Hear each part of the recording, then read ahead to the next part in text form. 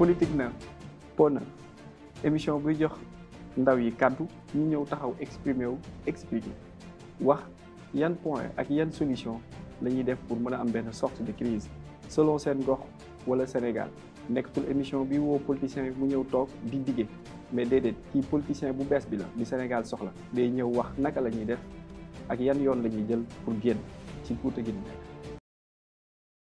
ok mbokk yi ñu ñëwaat ci ami internet ñu ñëwaat yeggali sunu deuxième partie émission bi pour vous rappeler que ñu ngi ak Amadou Sané le chef de protocole du maire de la commune de Pikine Est ñu ngi ci à l'heure du bilan dama koy bàyyi mu yeggali Amadou. waaw monsieur Arona comme ni nga waxee ñu dugg yàggale ci émission bi. mu jëm à l'heure du bilan ci li nga xam ne mooy politique neuf ak Seven True.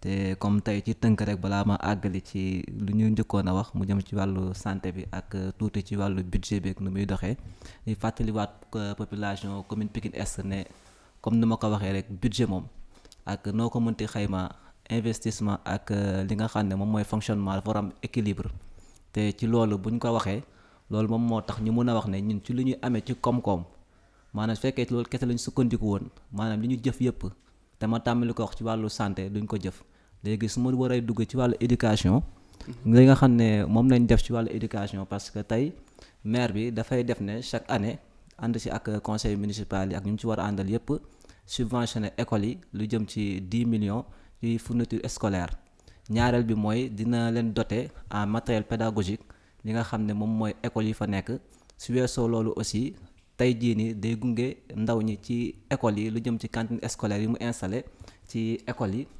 boobu nag bi c'était juste maanaam xale yi ñu mën a toog ci biir école bi c'est pour la sécurité ndax sinon suñu génnee dañ naan dañuy ñëw si biti pour wut lu ñu lekk léegi ci loolu moom moo jënd kii bi cantine bi ak lépp pour ñoom ñu su mun leen subventionner même à l'intérieur des écoles pour ñu mu am moindre coût lu jëm ci loolu ñaareel bi mu defal leen benn bibliothèque tamit parce que bibliothèque bu mu tabax benn bi bu nekk ci biti noonu boobu c'est pour commune bi yëpp mais am na beneen bibliothèque boo xam ne ñoom école bi dañ ne ñoom dañoo bëgg seen bosu bopp moo tax mu defaral leen ko jox leen boobu noonu bu weesoo loolu ci wàllu éducation ba léegi tey jii boo demee école 8 xam nañ ne jamonoy nawet maanaam mur de clôture bi dañ ko daan bët di si def ndox nga xam tey da daan jafe même pour école bu tijjee xale yi mën a jàngi tey jii nii moom moo jàppandal mur de clôture boobu pour ñu def ko mais ci nuñ ko defee sax moom contrepartie la indi ndax ñoom dañoo amoon en partenariat ak ambassade des États-Unis ci loolu xam nga bailleurs yi souvent suñu lay defal dañ naa la foog indi contrepartie boobu noonu mu dem ba ci plus d'1 million. moom mu joxe loolu pour gars yi mën a financer projet bi defar mur de clôture bi mais boo duggee ci école bi bloc salle de classe bi ngay njëkk a jot sa côté droite maanaam maire bi moom moo réfectionné bloc salle de classe boobu ndaxte ay jamono xale yi mun ñu fa woon jàngee boo toggee ci biir classe bi da ngay seen asamaan si mu defaral leen ko am na mur de séparation bi nga xam ne moom moo dox école 8 ak li nga xam ne moom mooy marché Waxinaan bi foofu noonu moom ñëwee aussi ba loolu la njëkk sax defar pour defar mur de séparation ndax xale ñu daan génn dem ci marché bi doo xàmmee sax marché bi ak école bi donc loolu yëpp def na ko ak toilettes yi nga xam ne taxaw na pour def ci participation bu baax a baax su weesoo loolu maître CM2 yi aussi moom tey man gisuma ci département de Pikine commune bi nga xam ne sa jàng ndaw itteel na la ba nga xam ne maître CM2 yi da nga ne da nga leen di subventionné nga xam ne tey classe CM2 yi sax maanaam maître yi dinañ ci sawar pour di mën a yor ndaw ñi foofu accompagne leen ak ay matériel pédagogique pour ñu mën a taxaw njàng xale yi bu baax a baax a baax kon loolu nekk na loo xam ne ci wàllu éducation am na solo loolu tey jii mu ngi dem ci li nga xam ne moom mooy maanaam projet d'inclusion bi nga xam ne c'est pour les handicapés parce que boobu noonu dafa xool ne ndaw handicapés yi ñoom it ci askan bi lañ bokk war ñu leen boddi te souvent gars dañ leen di fàtte néew na ngay dem école yoo xam ne da nga fay fekk ay waylaago ñu fay jàngee mu jël ay jeunes volontaires ñu former leen pour ñu mën a def identification wu toutes les personnes yi nga xam ne dañoo amee handicap ak bu mu mënti doon foofu ci commune bi pour après ñu mën leen recensement boobu bu jeexee ñu ngi nekk ci ay travaux fan yii boo leen fa jaaree sax di nga gis ci école 3 bi ñooñu ñu ngi leen defal seen salle de classe ñu jaaree ko ak ñi nga xam ne mooy inspection bi ñu jàppale ñu ci maîtres yi nga xam ne ñoom ñu leen war a jàngal ñu former waat leen pour ñu xam nan lañ war a gën a mën a taxawoo xale yooyu nga xam ne ñoo war a ñëw jàng ci foofu noonu mu nekk école de l'inclusion kon tey moom ci liggéeyam bàyyiwul benn couche parce que loolu la gëm te loolu moom moo koy may trophée bi nga xam ne moom laa doon wax mooy mu ngi ko jël ci catégorie inclusion équité égalité parce que moom loolu la gëm.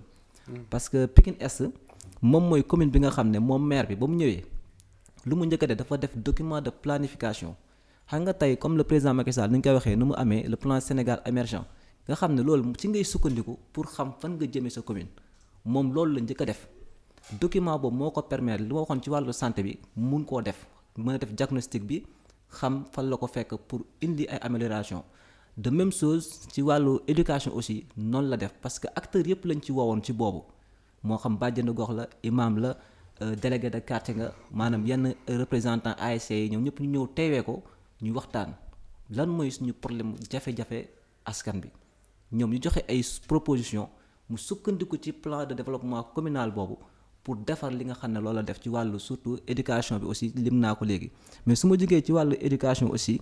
pour mën a tënk foofu ma am lu ma rappeler un peu balaa ngay sori. est-ce que aussi subvention yi. am na ci mooy à la ligue des élèves et étudiants wala comme ci éducation nga nekk wala association yeeg yooyu ndax mi ngi faral di yëngu aussi ci lu jëm ci domaine boobu. si parce que tey jii nii chaque année. ligue des élèves étudiants ñoom daawuñu sa am sax subvention. seen subvention ñu ngi koy doog a am ci ki nga xam ne ñun ba ñëwee. ci la ñuy doog a am subvention. 2014. ligue des élèves étudiants bu Pikine ñun ñoo leen jëkk a jox subvention. te chaque année dañ leen di jox subvention. ñu dañ koy améliorer sax parce que ren jii dem na ba 500000 je pense bien. parce que 300000 lañ ko commencé dem nañ ba 500000. en dehors des ligue des élèves étudiants yi maanaam maître daara yi.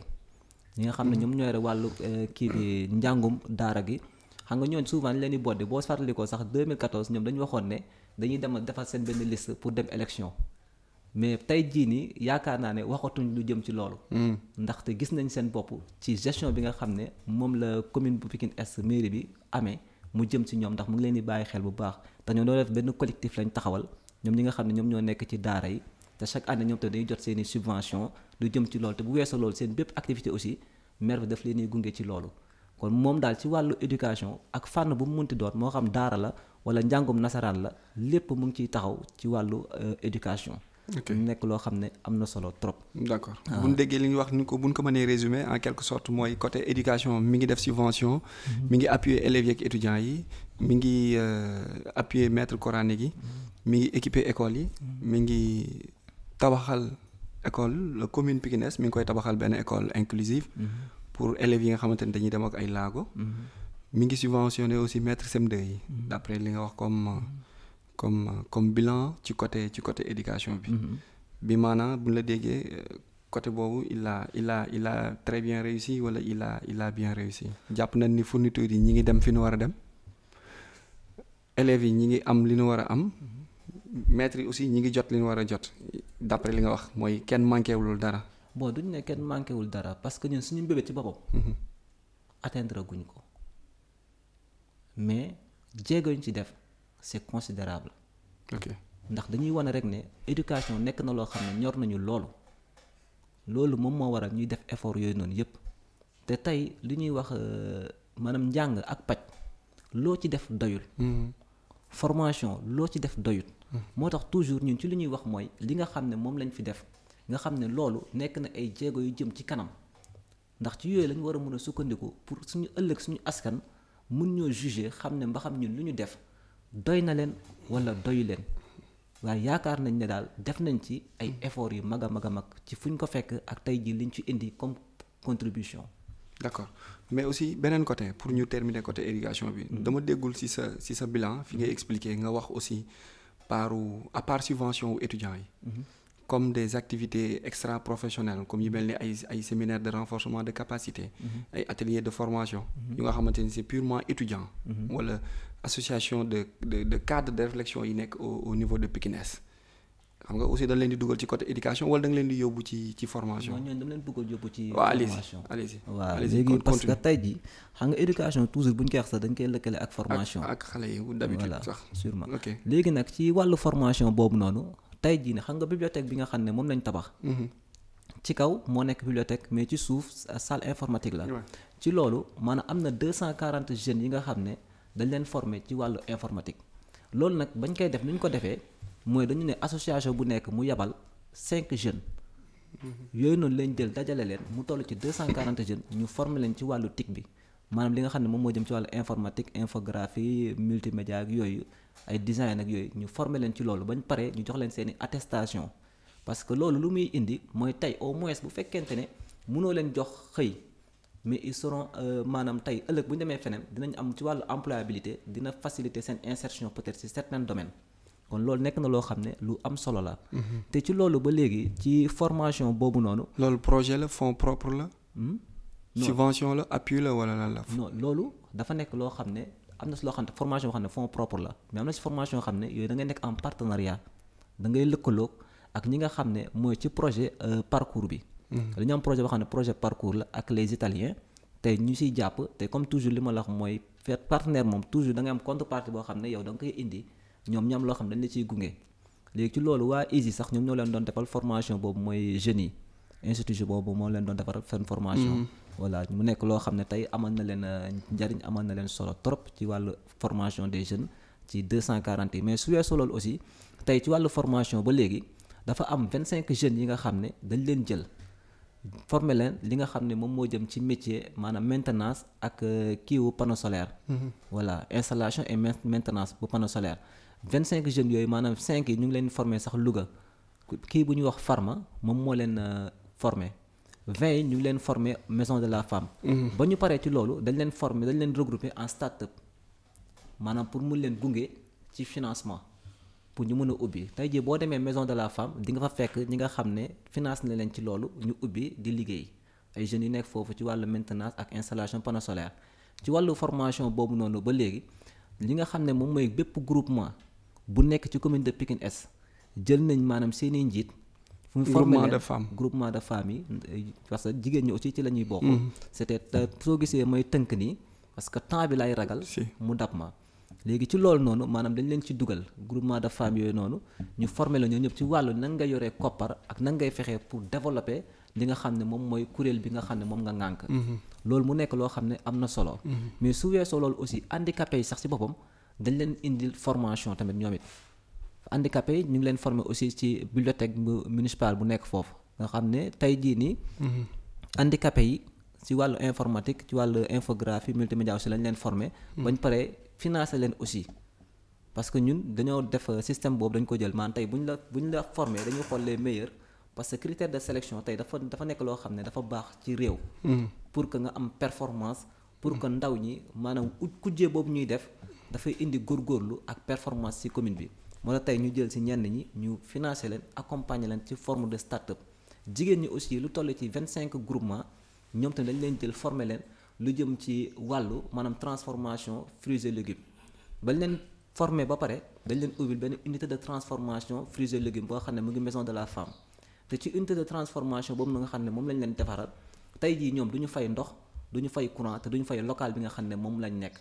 te tey jii loolu li koy indi benn lëkkaloo tuuti mooy sànq maa ngi lay wax jeunes yi nga xam ne dañ leen former en maintenance et installation panneau solaire ñoom tey ñoom ñoo leen installer loolu noonu nga xam ne ñoom dañoo am autonomisation en énergie pour mun a wéyal seen liggéey ci loolu ba léegi yamuñu ci dañ leen wutal coopération ak waa FRA ku ko xam-xam ne nekk na organisme boo xam ne c'est pour exposition la nga xam ne tey ñoom jigéen ñi bu ñu defaree seeni transformer lu ñu war a transformer ëllëg ñu mën a dem def seen exposition comme ay foire yi fii ba bitim réew am nañ attestation accréditation boobu nag am nañ ko kon nekk na loo xam ne ay jéego yu mag la bu weesoo tey li nga xam ne day seeti groupement bu nekk mu jox la appui boobu mu lay jox tey ci groupement yi am na ñoo xam ne bu muy dem jox na leen appui 200 000 francs leen def ma démarrer mais tey ils sont à 2 millions 3 millions yu bëri tey jii ni ñu ngi développé te mu nekk yoo xam ne tey ay jéego yu mag la ci suqali maanaam ndaw ñi ak jigéen ñi nga xam ne ñoom ñoo nekk ci suñu commune.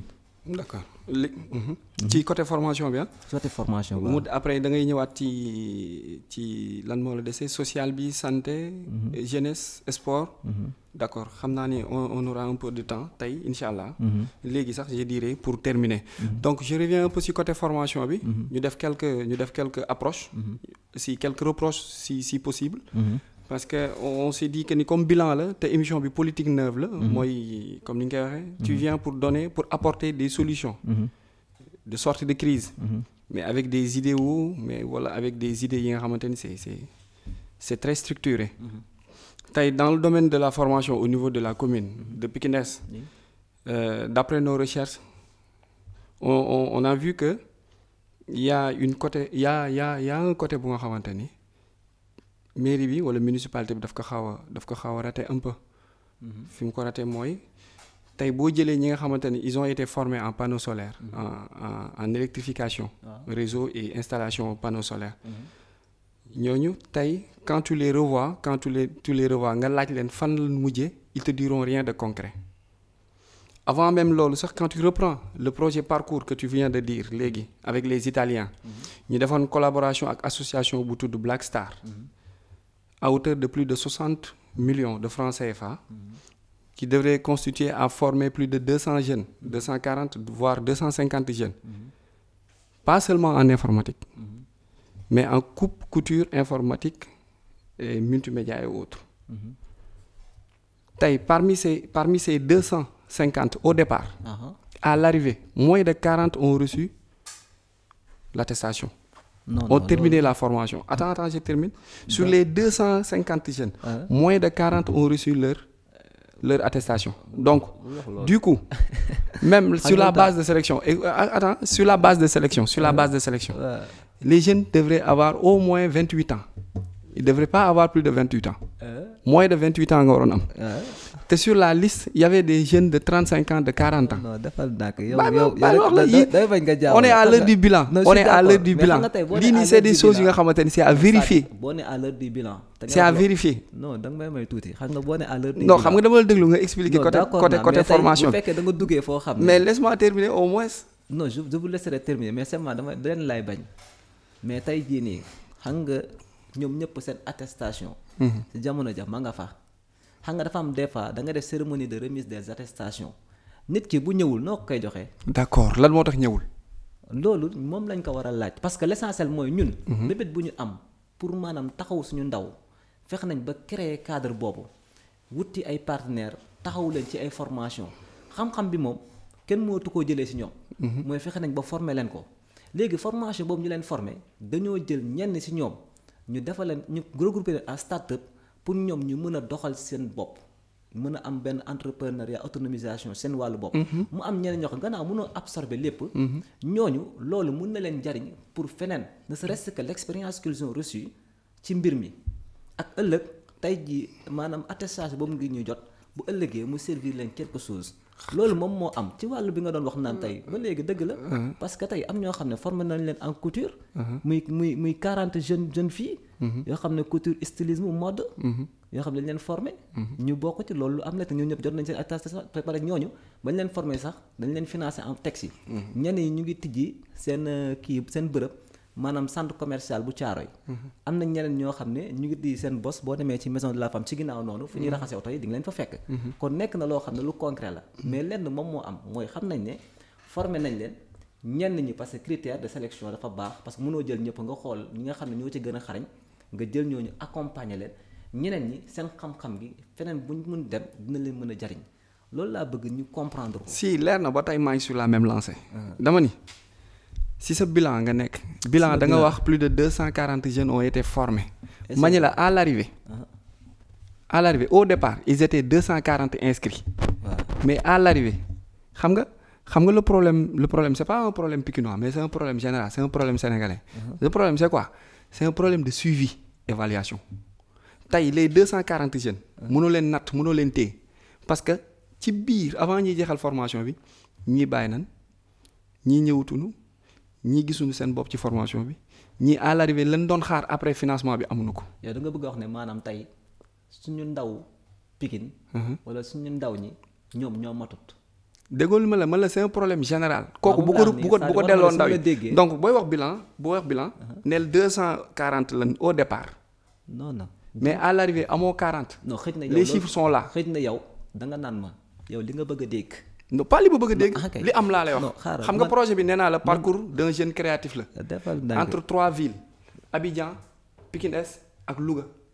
c'est un projet en collaboration avec l'ONG SIPSI du ministère de l'Intérieur italien bu def collaboration bi au niveau de Pikine Est Black Star association bi ci comptam lañ envoyé xaalis bi 63 millions lañ fa versé donc je maîtrise ce projet. waaw mais moo tax su ma nee la à l'arrivée 40 ont reçu.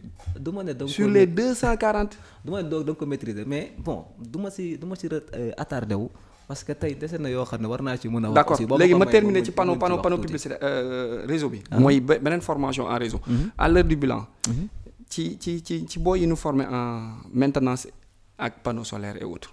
mais cette formation a échoué.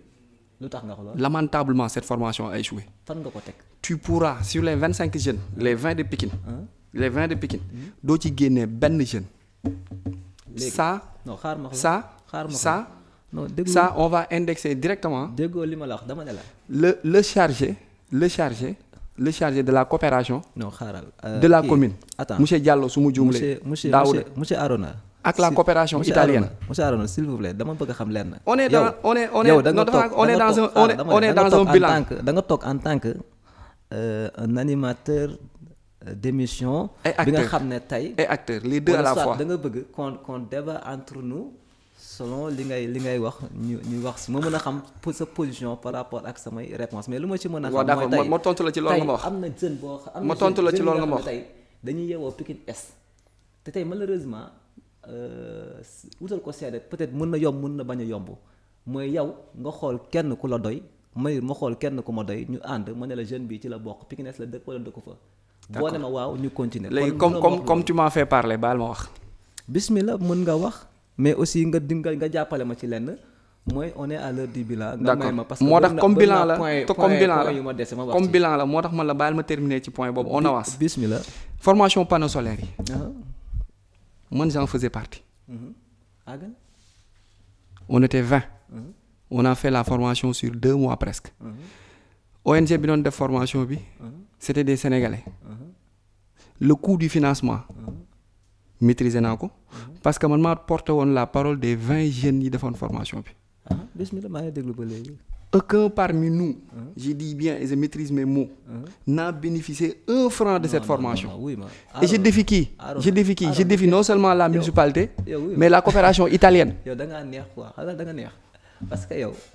Écoute baal ma wax la baal ba bëggee ma jox la les détails. léegi ma tey bu ñuy mais wàññeeku nii moo tax boo ñëwee mënoo ñëw dans politique neuve mun xam nga émission bi lan mooy différence am ak yeneen émission yi émission politique yi da nga daan ñëw rek ñu bàyyi la ngay sottee ko ratar après wax dem si yoon ñu weneen bii da ngay ñëw wax li leer naññee. non man bilan ngay def li ngay bilan mu faf tombé ci man.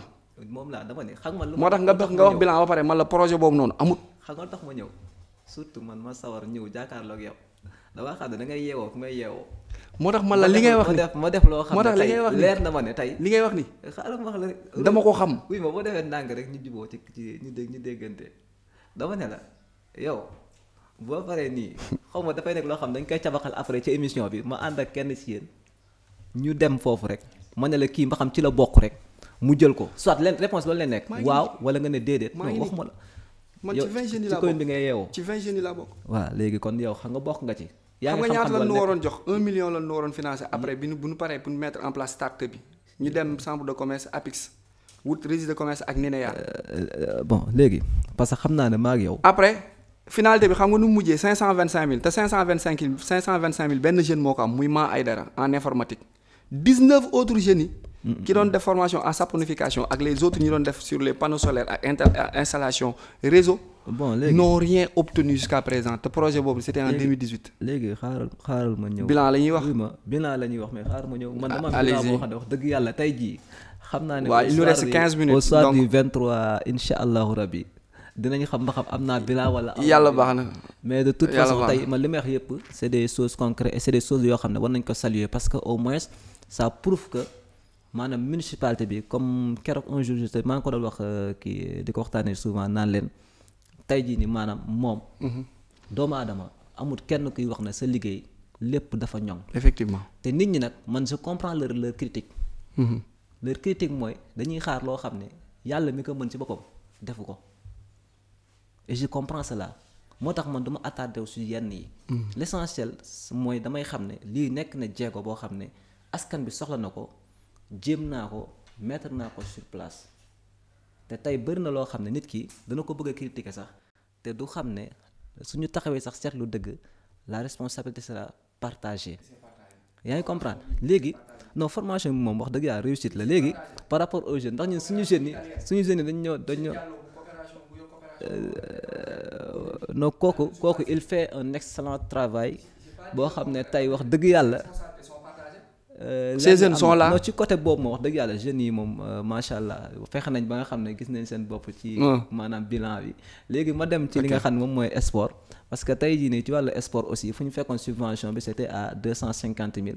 tey ñu yóbbu ko ba ci 700 000 francs yi nga xam ne tey dafa wute ak jeu de maillot yeeg yu demee noonu tey jii maanaam bu fekkoon sax loolu dañ ko doon ci boole sax mu nekkoon ci wàllu espèce mun na dem xëj na subvention ba 1 million mu nekk loo xam ne taxawu nañ ASC bu baax. te bu jugee ko loolu nawetaan sax bu ñëwee ASC yi ku ci nekk buy football souvent aussi dañuy indi encore appui pour gunge leen ci loolu pour wane sport ñor nañu en même temps dañuy organiser coupe du maire bi nga xam ne chaque année dañ koy organiser foofu ci commune bi pour rek maanaam joueurs yi ñu mën a am jàpp dara. pour nawetaan yi mun leen a gën a yomb. kon ci wàllu sport aussi nekk na loo xam ne def nañ si ay jéego yu mat. tey jii nii bu yàlla defoon sax tey ñu am espace te ñu ngi ci. xam naa ne comme li ngay wax incha allah kilifa gi xëj na mu ñëw fi le maire dynamique dina la ci wax maanaam as tuut. incha allah ci mbir moomu. mais su weesoo loolu aussi tey. lu tax jox leen seen i subvention 2019. 2020 non jox na leen seen subvention amul benn. année boo xam ne 2020 amul benn ASC bu ñu subventionné au niveau de la commune. non xaaral wuy ma wala Covid la woon. defal ndànk man année boo xam ne nawetaan am na dinañ jox nit ñi seen. subvention non pas nawetaan. tey jii nii tey déglu ma rek dama lay expliquer.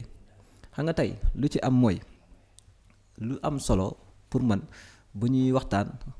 mooy li nga xam ne moom lañ def ci jéego au moins nit ñi saluer ko leneen li mooy ci li may wax ma bëggoon ko leeral mooy nit ñi il faut pas ñuy spéculer lu bari ci ay affaire de kii koom-koom bi nga xam ne moom la ñuy xool. mais koom-koom bi aussi la muy jar dafa am solo. ku jiite dañ lay laaj. non je suis d'accord parce que ku jiite dañ lay laaj te da nga war a leeral. te loolu sax moom moo war parce que bañ nañ ko ba mairie rek moo wuyoo turam ndax dañ ne bokk moomeel moom kese moo wuyoo turam kon bokk moomeel nag lépp yi ñëpp a nga ca. te ñun ñi tey dañoo am obligation wu lépp luñ ñu laaj ci loola ñu wax ci léegi nag ça reste à l'appréciation de ñi nga xam ne ñoom ñoo fa ne. ñu gis ne baax na wala lii wala lii. mais tey jii man dama doon bëgg tey. ñëpp xëy man ci li ma jàpp seede nañ ne am na ay jéego yu mag yoo xam ne am na ci pàcc boo mënti laal. ci foofu loolu am na. léegi nag tey jii moom moo war a sax ñu naan jongante parce que jongante buy am tey xëj na le soir de kii mooy am na kenn koo xam ne bon jàpp na ne moom lii nii waroon nañ ko mën a améliorer d'une autre manière. wala lii waroon nañ ko def nii. waaw mais nag bien que nag bon gëwuma ko nag mais dañ ciy sant rek xam ne noonu la parce que sinon du safe quoi. waaw sinon duñu wax élection loolu daal moom moo ci nekk sauf ma dégluwaat la say questionnement. allez-y demal ci beneen kii bi. voilà léegi ci dernier point bi. tey maanaam ci dernier point mooy tey comme ci cadre de vie bi boo xoolee tey comme syndicat damay dégg souvent ñu si bëri ñu si wax loo xam ne maîtriser wuñ ko loolu ci li ma jàpp. te tey boo xoolee syndicat nu mu meloon am na tali boo xam ne mooy tali principal bi. ba syndicat di syndicat. la ko askanu Pikine Est gëj a gis teg bët yow mii boo yoree oto ngoon mën nga fa jaar kon loolu effort la laaj. tey mairie bi la wala préfecture. non mairie bi la. waaw parce que mairie bi mooy def demande adressé ko sous-préfet pour mun a am assistance su li nga xam ne mooy force de l'ordre yi. ok parce que xam na ne foofu dafa nekk loo xam ne askan bi ñoom ñoo ko yàgg a jooy mu fexe ba nga xam ne loolu mairie fi jaar yëpp kenn tàntew moom moo ko réussir wala ñëw bu ñu ko tàntee moom moo ko réussir. loolu du programme état bi Macky Sall naan il faut désengorger les villes. li ma lay wax maanaam tey ñun la te daf ñoo ñor parce que tey même Macky Sall boo ko bëggee tey par exemple Macky Sall bëgg ko day annoncer par exemple rek. maire bu amul volonté est-ce que dina ko def. parce que sans mu bind notification envoyé ko fu mu ko war a envoyé est-ce que dana ko am du ko am kon réussite boobu noonu tey moom lañ koy jox. tey del si syndicat. éclairage bu fa nekk mais mosu fa am man tey boo xoolee kii solaire lampadaire solaire yi fépp fu mu tege itinéraire am yëpp man maa ko tracé te pour wane ne syndicat daf ñu soxaloon moo tax ñu fexe mu jaar foofu pour mu am éclairage loolu lu muy indi pour ñu wàññi insécurité bi foofu ñu mun ko xeex ñaareel bi foofu ñoom seen amuñu woon kii toilette publique ñun ñoo fa def toilette publique boobu noonu toilette publique bu fa nekkoon boobu maanaam ñun sax judduwuñu ba mu fay am ñun au moins ñu ne fa toilette publique yoo xam ne mu ngi fa ñu ngi fay kii parce que dañ leen laaj yéen lan moo nekk seen i besoin parce que ñun toujours noonu la ñuy doxee. mais syndicat ñoom nee nañ amuñu toilette publique. non déglu ma monsieur Lo. non syndicat moo ni man néew ma mais waa syndicat nee nañ amuñu toilette publique. déggoo li ma dama ne la. d'accord yow d'accord bon bu ki la ko wax da nga ko waroon laaj ne ko lan moo tax ngeen ne amoo leen toilette publique xëy na ci réponse bi mu lay répondre nga mën a xam man nag tey nee naa la am na. ok te yow on maintient comme maanaam animateur nga aussi. d'accord te acteur nga mën nga fa dem vérifier d'accord on maintient. voilà kon loolu yëpp nekk na loo xam ne ay jéego yu am solo la foofu te yamuñu si te ba léegi ñu ngi si ndax ci encombrement yi nekk foofu des na nu ñu ko bëggee ba léegi ñu ngi koy jéem a xeex pour fexe ñooñu nu ñu defee noo xam ne dëgg la. njaay ak jënd mënut a ñàkk ci dëkk mais ñu organiser leen. te jógewuñ ci ba léegi. tey boo xoolee maison abandonnée yu bari dañ leen récupérer fexe recherche seen i borom kër woo leen pour ñu fexe ñi nga xam ne tey dañ koy jaay ñu jaay ko ñu ko mën a toj ñu toj ko am na yoo xam sax ñun ñoo fay pour tojal ko suñu bopp pour rek mën a xeex li nga xam ne moom mooy insécurité. mais après ba def leen ko seen tur. non loolu mënul nekk. parce que kër boo gis dafa am borom. waaw mën ngeen ko jëndaat après. non bu ñu ko jëndee aussi mën na nekk te loolu la ñuy souhaité sax. mooy jënd ko pour delloowaat ko askanu Pikine Est. puisque amuñu espace. ah wala nga delloo ko sa bopp. non loolu mënul nekk moom ko loolu mënul nekk parce que xam nga tax mënul nekk. parce que tey Pikine Est yàlla daf ñoo may benn chance. on a des jeunes là-bas très éveillés ñi nga xam ne ils sont conscients yàlla dimbali ñu lool ba Pikine Est dafa raw dëkk yu bari. sur le plan politique surtout de développement. de réflexion suñu chance boobu la ñu am. ñu am maire jeune am suñuy morom lañ daanaka ñu fa nekk. nga xam ne tey loo defee lu dul noonu dañ lay dut baaraam na ne lii du nii loolu moo tax ñun tey jéego yu ñu def sa effort yi ñun duñ tëdd duñ nelaw. ndax xam nañ lu ñuy xaar. ak fardeau bi nga xam ne moo tegu suñu kaw. te loolu yëpp sant yàlla la parce que jiite bokk moomeel jaamu yàlla da cee nekk. dëgg la projet syndicat fi mu toll. bon projet syndicat pour président Macky Sall bi inauguré moom moo diggee woon loolu. parce que ñun démarché woon nañ nag ba amoon li bailleur pour maanaam tey def ko. par la suite président gannaaw moom dafa ñëw ne da koy def ñu mujj bàyyi jox ko cër bi maquette bi yëpp pare na enquête yi ñu war a def yëpp def nañ ko. léegi li des mooy état bi la ñuy déglu ndax ñëpp xam nañ état souvent des fois ak lenteur yi am ak lu leen téye loolu man sama gëstu àggagut foofu.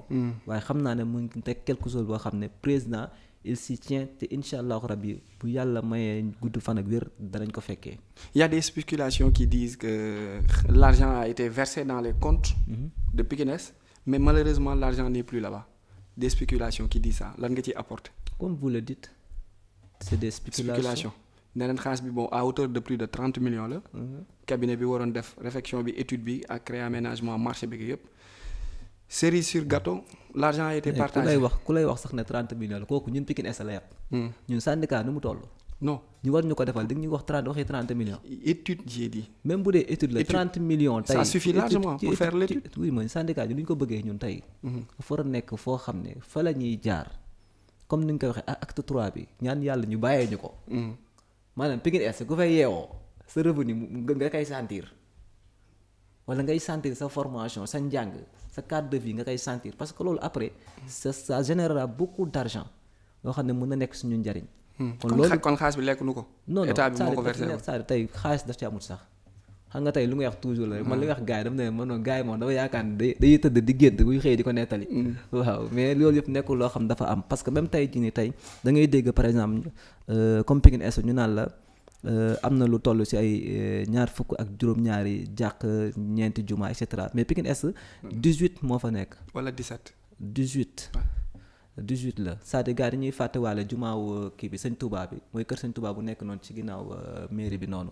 gaa dañ koy faral di fàtte loolu moom moo tax mu nekk 18 moo tax mu nekk 18 waaw te foofu sax moom tabax na fa minbar bi nga xam ne moom moo fa nekk di wax ne aussi ki nga xam ne mooy sëñ Mamor Mbacke moom moo nekk maanaam citoyen d'honneur bi nga xam ne moom mooy bu commune de Pikine Est waaw ñëwoon na commune de Pikine Est wax dëgg yàlla ñu dalal ko foofu noonu mu def fa ay ñaan wax dëgg yàlla waaw moom daal bokk na si ñi nga xam ne ñu ngi sàmmal suñu commune bu baax a baax a baax di ko jaajëfal ci loolu te tey liggéeyal nañu lu bari sax lu jëm ci wàllu partenariat bi aussi. te loolu moom lañ koy delloowee njukkal. waaw ce mot de la fin. ce mot de la fin xanaa di remercier d'abord maanaam yow mi nga xam ne. yaa ma permettre ba mun a toog fii ndax coow li bari na trop. te maanaam askan bi donte moom mooy àtte waaye lañ fi def aussi ñoom gis nañ ko te moom lañ fi étalé donte dañ koo tënk ndax mbiru télévision la waxtu bi nekkul loo xam dafa yaatu. waaye di gërëm aussi le maire dynamique Issakha Diop moom mi nga xam ne moo porté confiance am ci ay jeunes ndax tey ku xool équipe am ñëpp ay ndaw lañu wala ñu ci ëpp ay ndaw lañu ñu nekk di ko gunge ci liggéey boobu loolu dañ ko ci remercier bu baax ci confiance boobu teg ci aussi gërëm sëñ Mamour Mbacke moom mi nga xam ne tey moom mooy citoyen d'honneur bi tey émission bi man dama naan moom laa koy déjee parce que ñaanam jig nañu ba tax na tey li ñu réaliser lépp macha allah. donte kenn mënul wax lépp xajul ci benn nii 2 plateaux. dañ ko ciy sant bu baax di remercier say caméraman di remercier borom kër gi nga xam ne moom mooy El Hadj ndax moom suñu frère la suñu lépp la moo ñu yar di ko remercier bu baax di remercier Mounas aussi. bu baax la jërëjëf Arona en tout cas daal gërëm nañ la te bonne continuation parce que gis nañ sa taxawaay Pikine Est. gis nañ sa taxawaay fii ni nga xam ne yaa ngi woo acteurs yëpp. di doxal maturité ci mbir mi. ak di ko teg ci yoon loolu dañ la ciy jaajëfal lu baax a baax a baax ndax defoo benn yoon xaaj ak seen. jërëjëf Arona. Merci beaucoup. Il s'appelle Amadou Sané, c'est je dirais le plus jeune directeur de chef de protocole d'un maire au niveau de Pikine Est. Pikine Est nekk la plus petite commune des 12 de Pikine 40 000 voire 43 000 âmes ñoo fa yeewoo 20 quartiers pour une superficie de 77,8 hectares. Pour un budget qui tourne autour de 400 à 800 millions donc avec des magasins ak des structures financières yu am doole le plus jeune maire érigé ko nekk fa depuis 2014 de l'histoire je dirais parce qu'il était très jeune avant muy ñëw il avait moins de 30 ans donc toute son équipe tourne autour des jeunes de 25 à 35 ans tey émission Politique Neuve dalaloon ko mu ñëw échanger waxtaan ak Seven Truth ak Politique Neuve ci bilan wu maire bi donc ñu ngi lay jaajëfal. population pikinaise dégg nañ xam nañ c'est à eux de juger. et bu yàlla ne le 23. kuy gagné kooku kenn mënu ci dara. rendez-vous prochainement avec un autre candidat. merci beaucoup. Politique Neuve Pona émission buy jox ndaw yi kàddu ñu ñëw taxaw exprimer wu expliquer wax yan point ak yan solution la ñuy def pour mën a am benn sorte de crise selon seen gox wala Sénégal. nekkatul émission bi woo politicien bi mu ñëw toog di dige mais déedéet kii politicien bu bees bi la di Sénégal soxla day ñëw wax naka la ñuy def ak yan yoon la ñuy jël pour génn ci guute gi.